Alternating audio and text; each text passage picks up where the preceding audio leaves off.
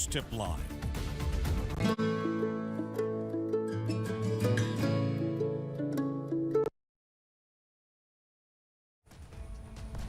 Coming up on Mountain News at 5:30, U.S. officials say a new report points to COVID, starting with a Chinese lab leak.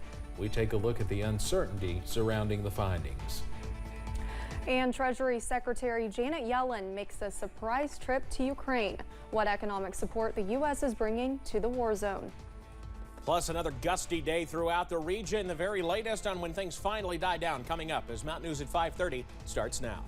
Dedicated to southern and eastern Kentucky, this is WYMT Mountain News at 5:30. Good evening, I'm Steve Hensley. And I'm Olivia Calfee. It's a windy day across Kentucky. High winds are topping 60 miles per hour in parts of the state. And we just got a severe thunderstorm warning, too. Our first alert weather day continues. Let's check in with meteorologist Evan Hatter for the latest. Evan. That's right, guys. Just now coming down, not just one, but now two severe thunderstorm warnings, and both are up in Lawrence County. For the most part, we're okay. In many places, we're starting to dry out. But up in Lawrence County, they're close enough to the low pressure up in this location for a couple of strong to severe thunderstorms. Both will be moving to the east at about 60 miles per hour. I can tell you the northernmost warning, that runs until 5:45. That is the very northern part of Lawrence County, and that runs until 5:45. It also takes in the northern parts of Wayne County in West Virginia. This new warning, I haven't gotten the chance to look at that yet, until 6 o'clock for Lawrence County and in Wayne County, West Virginia, until, again, 6 o'clock. These will continue to move to the east at about 60 miles per hour. So places like Wayne within the next 8 minutes, and further as it moves out of the area over toward Hurricane by 6:04 in Teays Valley by about 6:10 or so, and over toward the Charleston area within the next hour or so, because these storms are booking it. Everyone else, rather okay as this low pressure continues to work on out of the region. We'll see drier conditions as we head through tonight. It's been a gusty day so far. Those winds are starting to die down now, but earlier today we're gusting upwards of 30 to 40 miles per hour throughout parts of the state.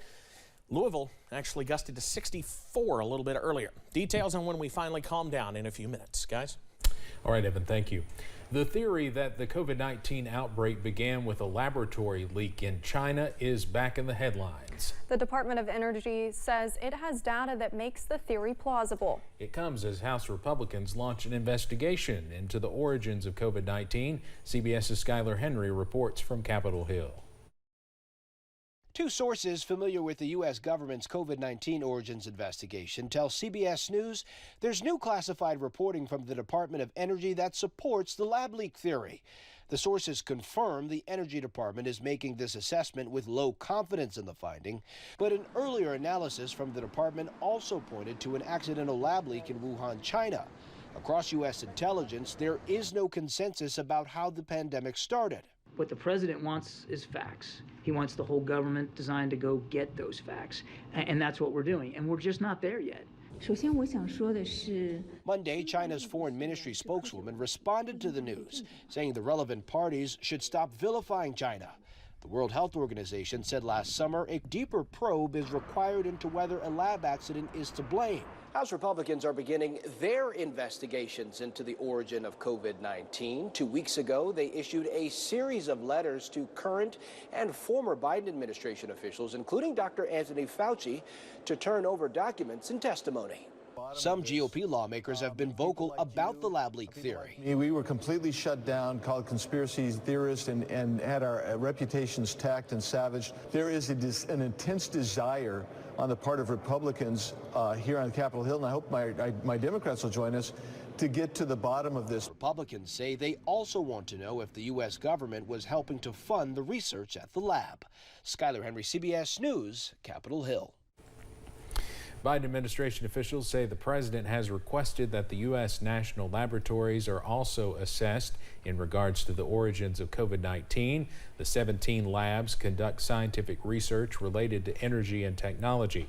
COVID-19 has killed more than 1 million Americans. The federal government is moving ahead with plans to dispose of some of the hazardous waste from that train derailment in East Palestine, Ohio. The Environmental Protection Agency says a shipment of contaminated liquid and solid waste traveled towards 2 EPA facilities in Ohio today. Norfolk Southern is helping with the cleanup. Right now, more than 100,000 gallons of liquid waste and 5 truckloads of soil need removal. Russian President Vladimir Putin has signed a decree to honor the American actor Steven Seagal with the State Order of Friendship. The decree cited what it called Seagal's, quote, great contribution to the development of international cultural and humanitarian cooperation, end quote. He has been more of a regular visitor to Russia and became a Russian citizen in 2016 when he received a Russian passport from Vladimir Putin personally. He has also worked as the Russian Foreign Ministry's special representative to the U.S. and Japan. Well, the U.S. has begun delivery of more than $10 billion in economic support for Ukraine, but President Biden is still not ready to deliver fighter jets to the country. CBS's Nicole D'Antonio has more from Capitol Hill. Treasury Secretary Janet Yellen is the latest Biden administration official to meet with Ukrainian President Volodymyr Zelensky. As we mark 1 year since the beginning of this full-scale invasion, the message I bring you from President Biden is simple. America will stand with Ukraine for as long as it takes. The secretary announced the U.S. has begun delivery of an additional $10 billion in economic assistance for the war-torn country. Just as security assistance bolsters the front lines, I believe that this economic assistance is fortifying the home front, thereby strengthening Ukraine's resistance. But in addition to the economic support, President Zelensky wants the U.S. to provide his country with F-16 fighter jets, something the Biden administration is not prepared to do at this time. We need to put everything we have into there. I know the administration says as long as it takes. I think with the right weapons, it shouldn't take so long. Meanwhile, the U.S. is warning China not to provide its weapons to Russia, something Beijing is said to be considering. We have been exceedingly clear that we want to see China be on the right side here, which is not support Mr. Putin in any way. China insists it wants a peaceful solution to the war and calls the U.S. hypocrites because of the billions in military assistance it has already provided to Ukraine.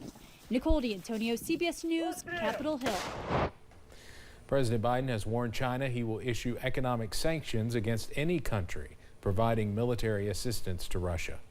Coming up on Mountain News at 5:30, a new study reveals employees are focused on a handful of workplace issues this year. We'll break down what they are and how they want to move forward.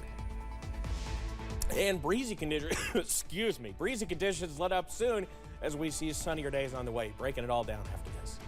WYMT News app offers alerts on